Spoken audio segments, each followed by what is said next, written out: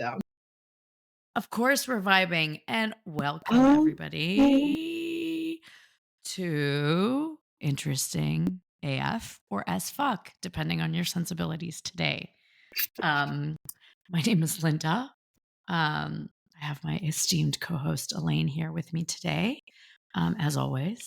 And we are here to talk about all things interesting, interested, and also kind of talking about how we connect to people, how we don't. Um, and, if you've just joined us, remember we have a couple episodes before this where we talk about a ton of stuff, how to enter a conversation, how to exit in a conversation. And today we are going to, excuse me, um, as we again in previous episodes have mentioned, we have small little babies that are germ magnets, and therefore we become germ magnets. yes. Um, and I'm on antibiotics currently, so that's And I how was on deep. them 2 weeks ago. So Well then, well, you know we what? haven't even That's been how. in the same room. So No, it's like we just live in petri dishes with daycare children. So indeed. And so again, the deep voices. Um, Uh, and so today we're going to be talking about a very, well, we thought a very interesting kind of topic about comedians and essentially, let's take you back. And I think, Elaine, if I mess this up, correct me. I think a couple months ago, and Jerry Seinfeld is a comic that we obviously both really number enjoy. one, Really number enjoy. one I forever. swear to God. I swear to God, and I know that you don't agree with me on this, but like comics in cars drinking coffee is Oh, the it's great. I love it. Like I've watched multiple anyway, genius.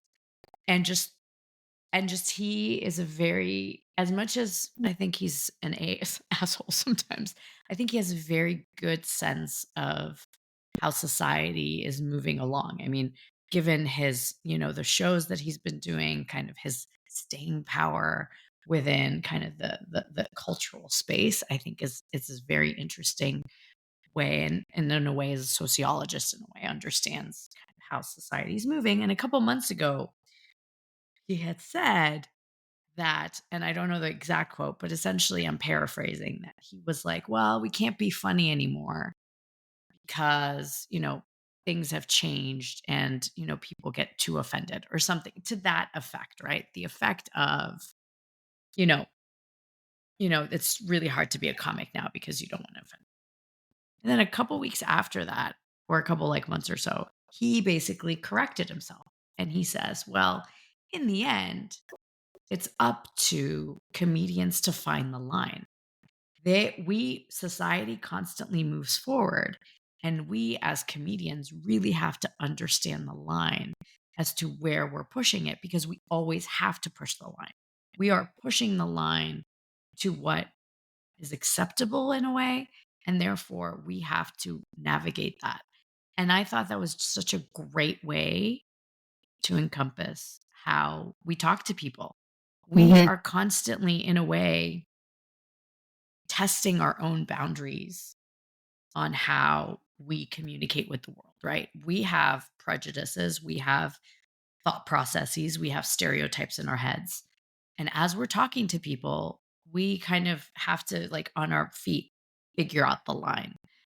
Which and I thought it was really big of him to actually talk about it, and to actually, he didn't really retract it. I think it was more of an explanation to what he had said before, which I thought was interesting. And Elaine, I know you followed him like more than I, but I didn't know what you thought about that.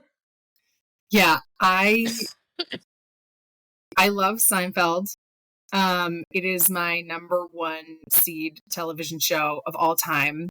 I think before his time and before their time, so Larry David included, Julie Louis-Dreyfus, everyone on the show, they created a show that, to me, the only reason it wouldn't stand up now is because of outdated references like floppy disks and pay phones, right? Like, if you go back and watch the show, if there's something offensive in it, it's the entire point of the episode.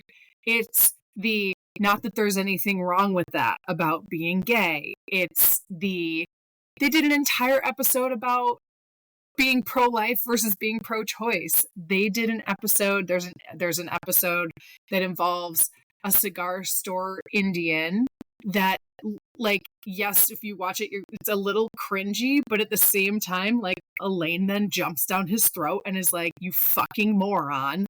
That's offensive. Like, so you can go back and you watch the show, and it started in the 80s, went through the 90s. It is a staple of my childhood. It is the show I still fall asleep to every night because it is also my comfort show. And I just think the humor is just so funny, and it was ahead of its time, but it was never vulgar. And listen, you can be vulgar, you can not be vulgar, like, as comedians, and my husband and I love stand-up comedy. We go to stand-up comedy shows. We watch just about everybody, and sometimes we'll turn people off. Sometimes we're okay with them pushing the line that we're talking about. And I think it's an interesting thing that he said, because I also agree with it in terms of society is the goalpost is constantly moving, and comedians, especially, who are always known for crossing the line, need to adapt, or they can also choose to not adapt, right? If you look at Dave Chappelle is one of them, where he leans in hard into some of the things he's said previously, and people can decide whether or not, like, that's something they want to continue to support or not. And I feel like that's a risk that you take as the comedian going into that.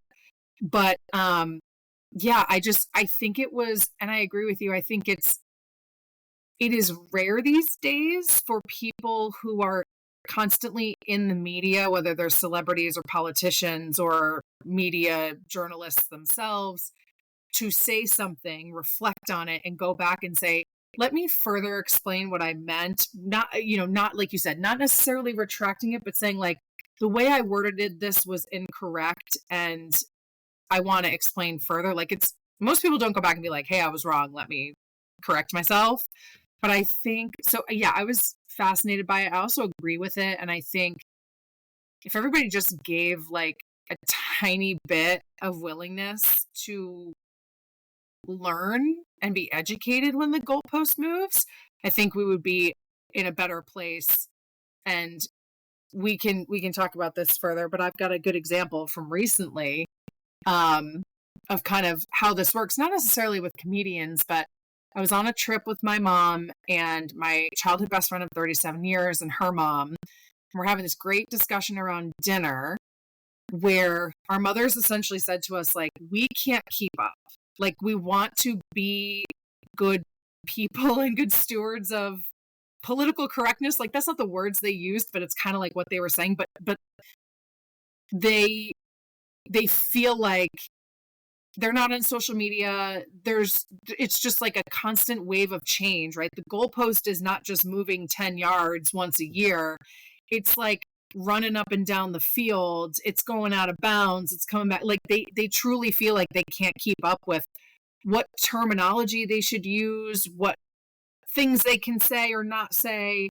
And so we actually had a really, really good conversation about it, where my friend and I committed to saying, like, listen, we're not always going to be on top of it either, but because we're more exposed to it, like, we will commit to helping you learn, and we won't be so quick to just scream, like, canceled in your face, because now we know that hurts your feelings, and that was not your intention.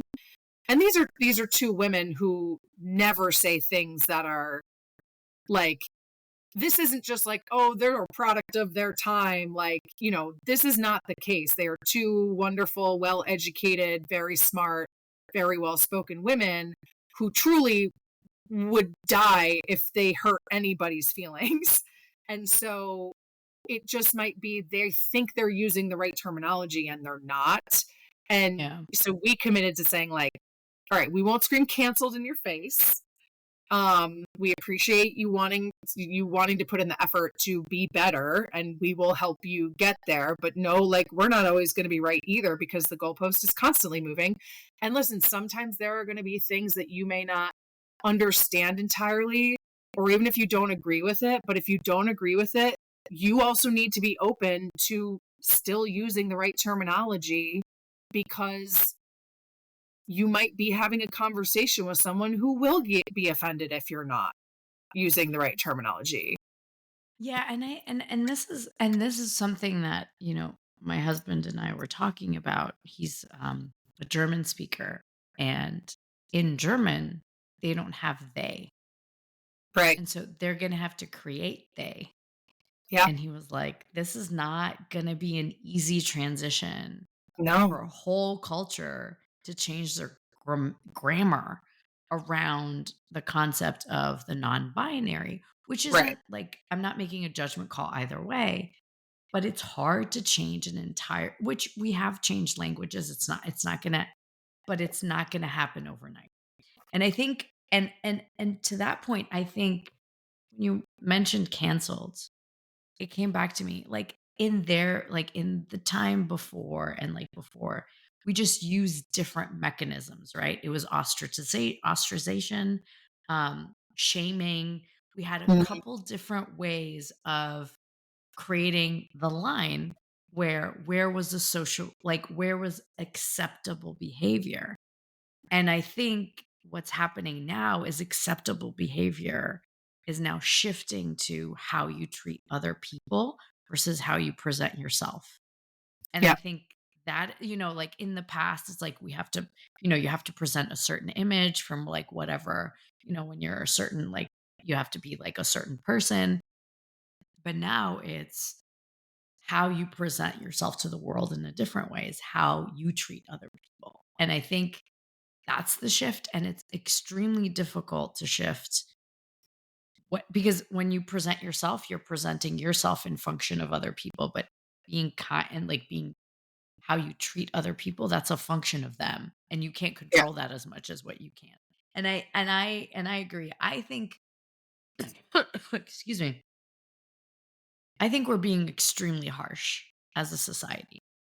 I think there's a lot of change happening, and like you said, your mom and her friend are kind, well educated women. They mean well. They're not going out there and going, well, you know what? I'm gonna. No, sometimes people don't know. Um, and it's not in the lexicon to go, how do you identify? That's not something, Exactly. because obviously this is like, Exactly what I was it's thinking. the Yeah. most and the best example is about trans people, right? In the sense Yeah. of, it feels like that's the adjustment we're making right now, just like in the 80s and the 90s was the gay and bisexual. Now it's like society is just opening up into how we can define ourselves and how identities are, which is wonderful. Obviously, we actually did that way before. It was very normal in, I think I was listening to a podcast. It was a very normal thing, like the Grecian times, Roman times, Yeah. to have different identities. It wasn't Native as Americans, they call it Native two spirit. Americans. Exactly. It wasn't as Long histories. binary. It wasn't as binary as it is today. It's really in, they want to say in the 1800s, 1700s, 1800s, where this kind of duality started. And even in the 1800s, you had the flip of the feminine and the masculine, right? You had men wearing wigs, men wearing long powdered wigs, heels, and things like that. So what society sees as normal changes. And I think that's, as we like live, we don't realize that that line constantly moves. It's not Yeah. something that's so stagnant. It's constantly it's fluid too. Ayo. Fun. It's fluid.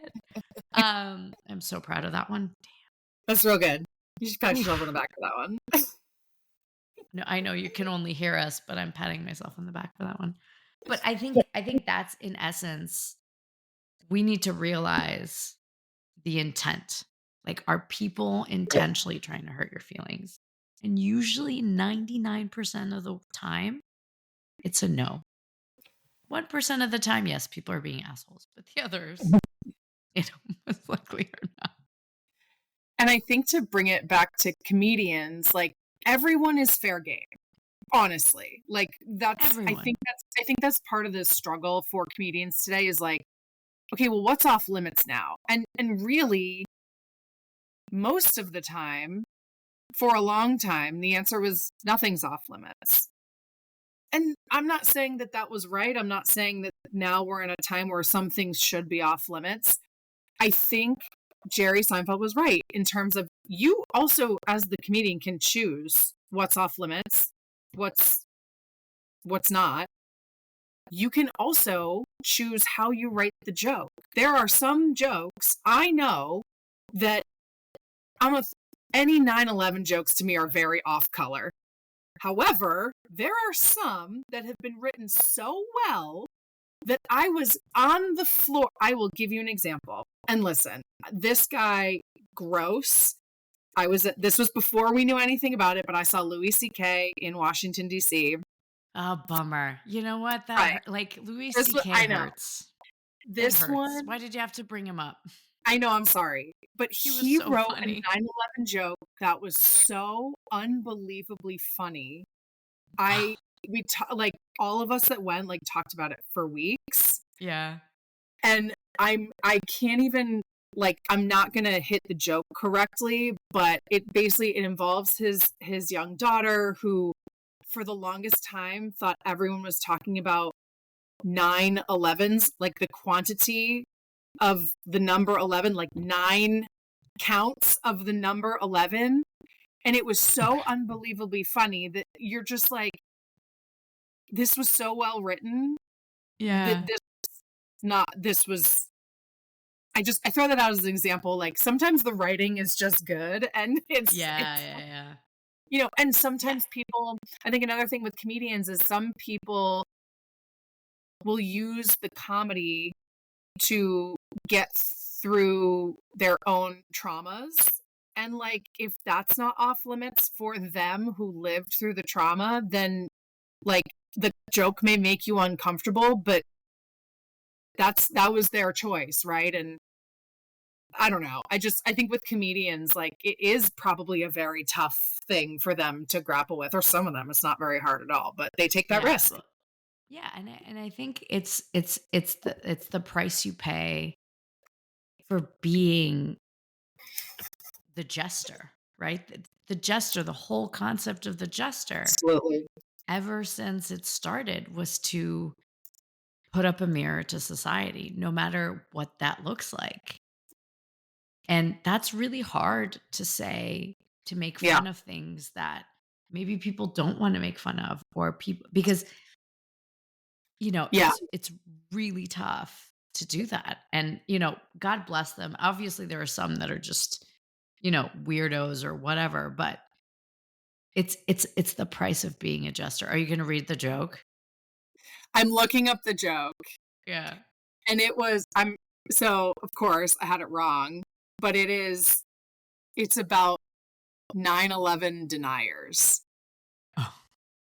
And she thinks he's talking about 9 people who don't think the number 11 is a thing. And so that's why I was like, fuck, I need to look up the context of this joke because it was so unbelievably fucking funny. Oh my god. Because like you think you know what direction it's going, and I'm like sitting in my chair, Yeah. and then the punchline comes, and I'm screaming. I'm laughing so hard. Like it was Yeah. so well done. I wish I could really, but like, yeah. Sorry, I was totally looking up the. No, because I was like, I kind of want to hear it now. Like, I, Yeah, I I agree with you. Like, I hate like when it's like a massive tragedy. Like it never like ever like it never right. flies for me. But like now I'm kind of like curious about this joke. I know. I'm gonna see. Okay, let's see. They don't. Excuse me. I'd have to like watch. There's a YouTube video of it, but Okay, anyway, okay. we can Okay, edit well, this part out if it's so terrible. But it's such. no, It we was don't. No, I think we it's a be decent real. We be real. No, and we I be think real. and I think, and obviously we trade memes every other second. Oh, by the way, Right. check out your Insta. There's there's a meme I sent you that's fucking We might need to do awesome. this. We might need to do this real time. I No, haven't checked but then Instagram. no, I know you have. And then I posted about it and I go, you know who you are because it's you. And just Is this the Wordle one? no, it's not the Whirler one. It's the one where the meme one where like hot tea has been dropped 6 months and the case is reopened. Yeah, I love it. So I Sorry, the posted real that. time opening of that probably isn't as good either. But No, it's fine. But like I sent well that part maybe we could yeah, but we'll cut that. I posted on my story and I was like, you know who you are? Is And this how we that's do you. it? Yeah, mark clip created from marker. There we go. So you know Okay. right there. Yeah. Goodness gracious. Anyway, Sorry, I but totally like, interrupted you too. no, it's fine. But I think that's the point. The point is when you're having conversations with people, and I think this is what allows you to understand how society is moving. The more and more you talk to people, the more you understand where that line is, and the more you Yep, understand how society is changing. And maybe I'm a nerd, but I find that fascinating. I me too. find it fascinating that life is changing in front of us in real time. We are evolving, we are changing. We are changing our like without judging it, but you know me and I'm an Olympic level judger. But like it's not a judgment call. Society is moving in ways and it's a great way to observe it. And I think social media is another great one. Don't read the comments, but it's a great way to kind of see how things are shifting, right? I think we are shifting a little bit more away from this canceled ostracization type of thing Yes. where we're going, wait, hold on, let's let people maybe explain or talk. Because granted, like Jerry Seinfeld could have gotten canceled for that comment. Just If from that like one comment, absolutely. just from the first comment, they could have Yeah. been like, oh, it's done. And he didn't really like go and explain. He was like, let me further go do this experiment, like go through this thought process about how comics are like talking. And I think connecting to people is the same thing. You're constantly wondering where that line is, how you connect to people, what are the topics you want to talk about. And it's your job to figure that out um, because it's how you connect to people and how you socialize.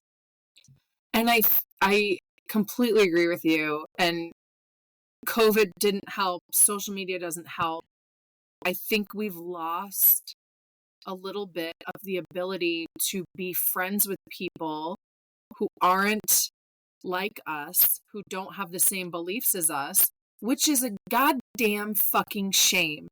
100%. I my some of my favorite moments during like the deepest darkest days of lockdown, right? I'm the type of person I really like to try and find silver linings. We had a very small group, like trusted group. It was like 5 of us. But one of those friends, he's one of our best friends. He came over the day after George Floyd, and he's a black man, and he also is very religious. And we sat and talked for probably the better part of 6 hours. And I asked him questions I have never asked anyone. Like, we got deep into a lot of things. And he knows that in our household, we are not religious at all. He knows we will never be sold on anything like that. In any institutionalized religion like that is not our thing. If it's your thing, fine. That's great. You do you. Don't try to sell it in my house. That's all I ask. And Don't he's impose it. yeah, Don't impose it. Don't impose anything on exactly. anybody else. Exactly. But we had conversations that I feel like are lost these days because some of the questions I asked and some of the questions he asked me and some of his answers and some of my answers were very uncomfortable. But we knew we could have this conversation because we're friends and we respect the ever living fuck out of each other.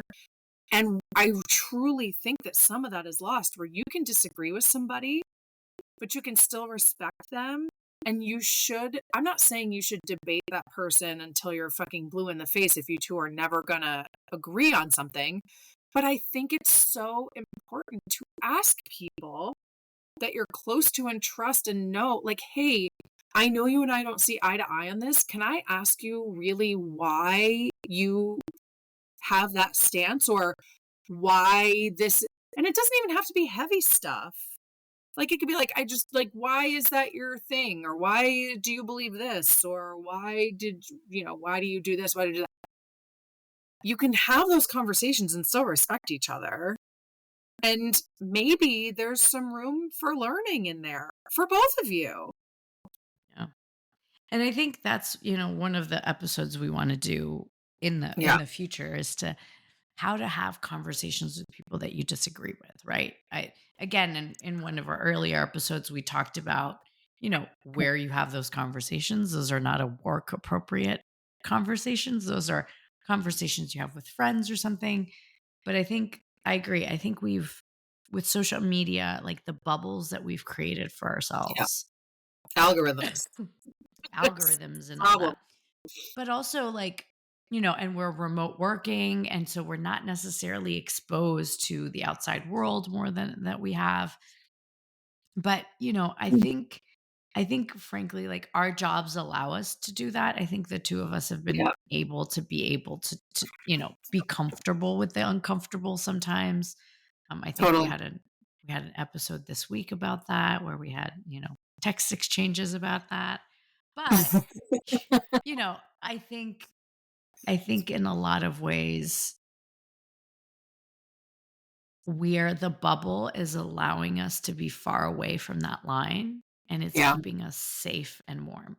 You know, in that episode where it's like where she goes, "Oh, being with Dennis is, I feel nice and warm and, numb and then I just go to sleep." And then the other character goes, "Well, isn't that what it's like when you're freezing to death?" And that's the thing.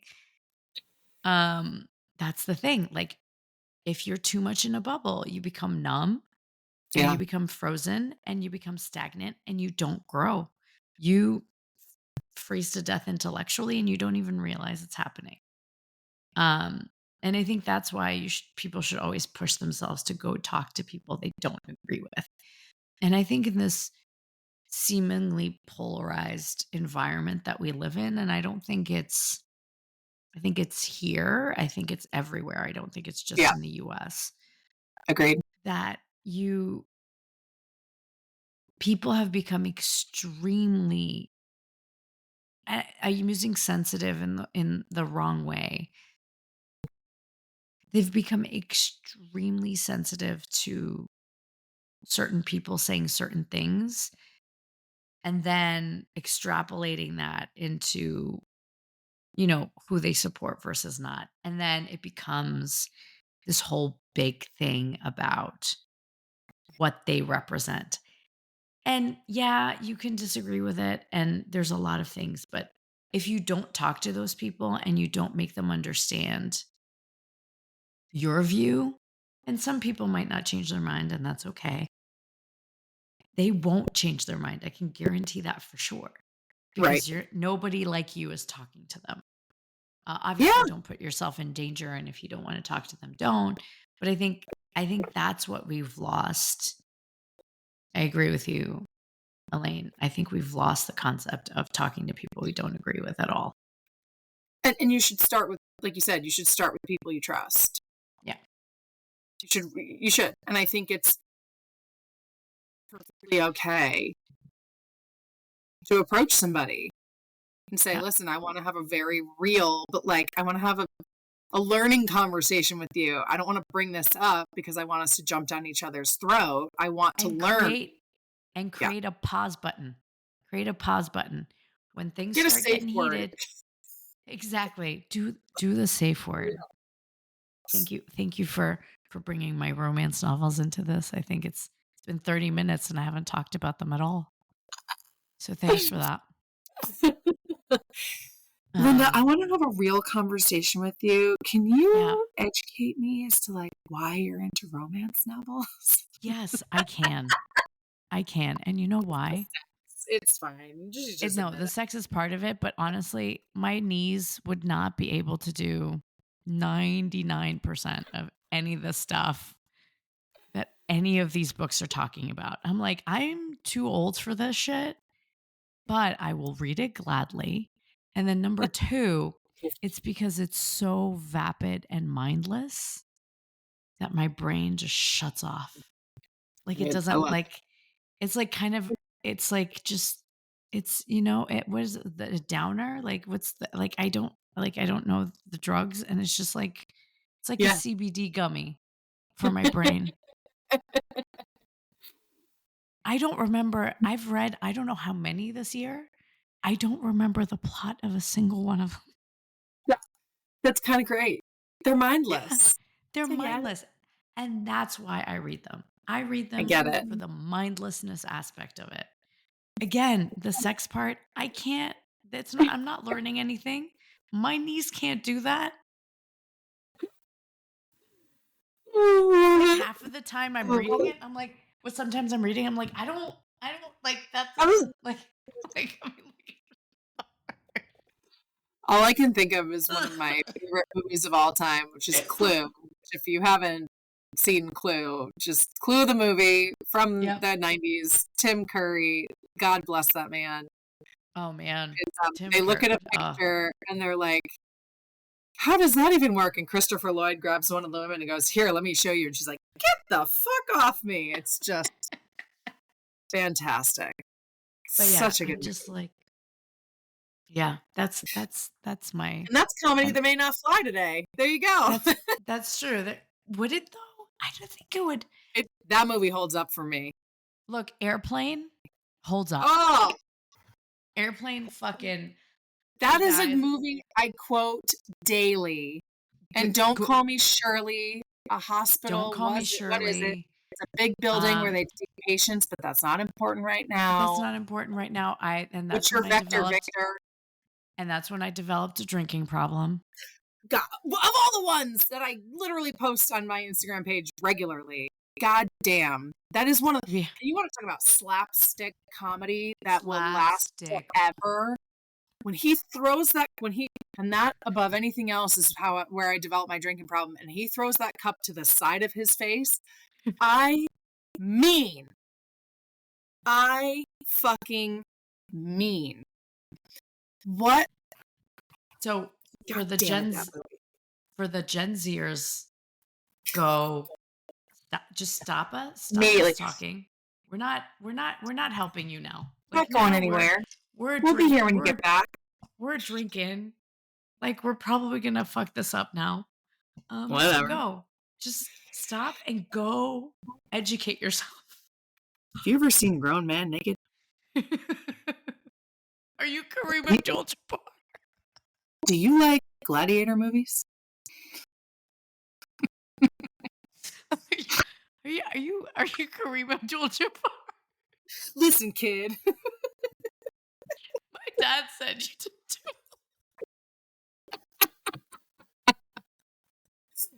When he grabs that kid by the shirt, holy shit.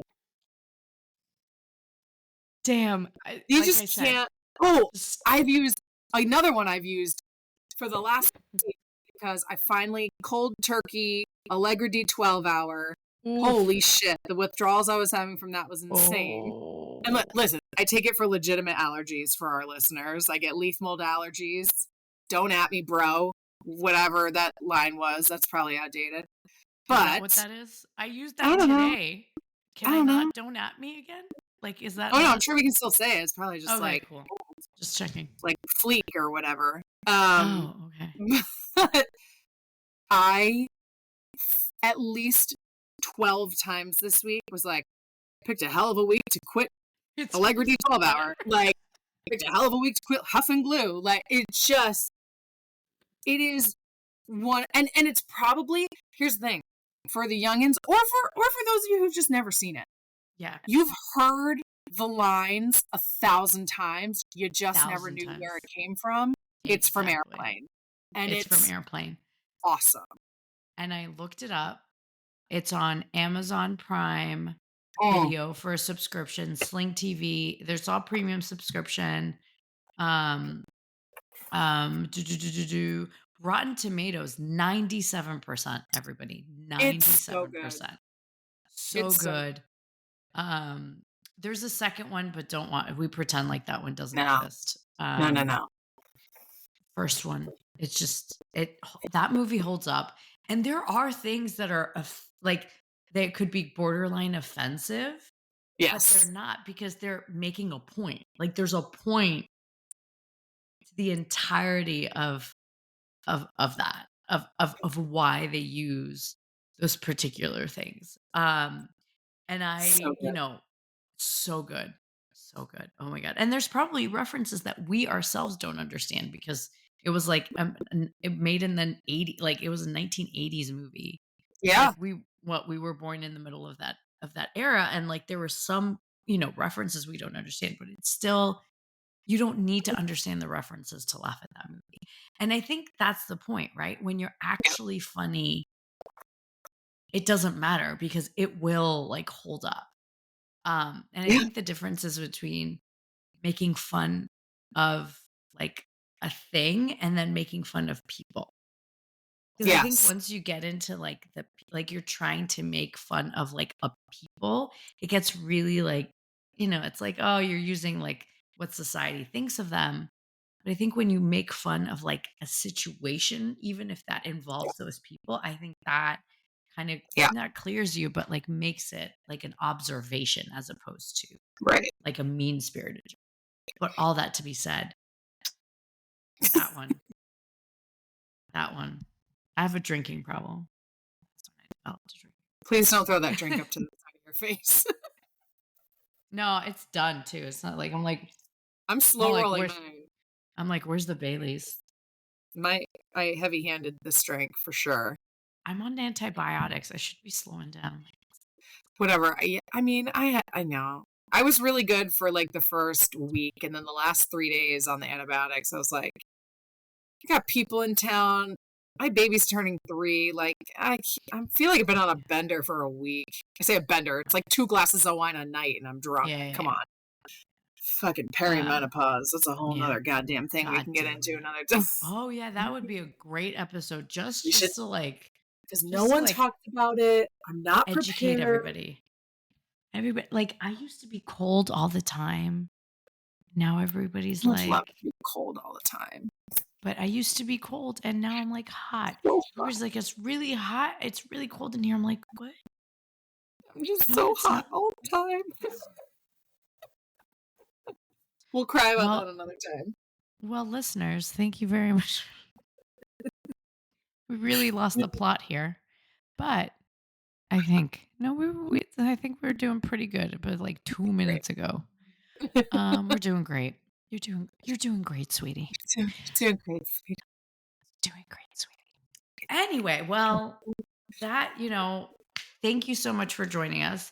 Next episode is our doc is in. And Elaine, if you'd like to kind of give us, I know we did that a little bit in the episode prior, because I think we picked it before, but take it away. And I have the Awesome. little, kind of the stats. So the next, and you can talk about it a little bit if you want, but you can introduce it, and I can go into like the little details and all that stuff if you want. I'm kind of loving just like just picking the documentary like before the end, because I already have our next one picked too. So I love kind of seeing these on you. But the next doc is since we're here in spooky Halloween season. And I can't do horror films, like I can't do jump scares, I can't do it. But a movie that stands the test of time, another movie that stands the test of time is The Shining. It is one of the most incredibly made movies and well acted, just phenomenal psychological thriller. Will haunt you for the rest of your life. But God damn it, if I don't love that movie. There's a documentary called Room 237. It talks about, there are a bajillion fan theories, conspiracy theories about this movie. This one explores about 5 of them. And it's just documentary about those conspiracy theories. It kind of pulls clips from the movie to support, or I don't want to say fully like debunk, but just kind of it kind of introduces those conspiracy theories and says, here's how these fans got to this. And so just 5 really interesting stories. And it's I thoroughly enjoyed that one. So we thought this would be a good Halloween one. Yep. And just FYI, this movie has a 90% Rotten Tomatoes review. It was released in March of 2013. And has is running, it's I think 102-minute running time. You can watch it in a couple different things, but I watched it for free on Pluto TV. So you can just click, Google it, and you can find it on Pluto TV if you're in the US. And it did fairly well in the box office. So budget of $5,000 and box office 367,000. So it really did a good job there. And so next episode we will, be talking about the Room 237, which apparently I just want to call Red Room. Though, full transparency, I've never seen The Shining because that just freaks me out. And I'm just a child, What? and it's fine. Yeah, I've never seen The Shining. I've never seen it. How did you say okay to this movie and you've never seen The Shining? Because That's on me. That's on me just assuming you've seen The Shining. I should have no, asked. no, no, no. But I told you I didn't see The Shining. And you were Yeah, like, you probably did. And I and was like, you fuck were it, we're like, watching this anyway. we're watching it anyway. But I wasn't confused about it because Yeah. I know the general plot of the movie. Yeah. Um, but yeah, so Oh, that's our yeah. that is our next episode. And we have our opinions, our analysis, and we are very excited to, talk to you about that in our next episode. So as always, we're signing off, and Elaine, take us out. Stay interesting.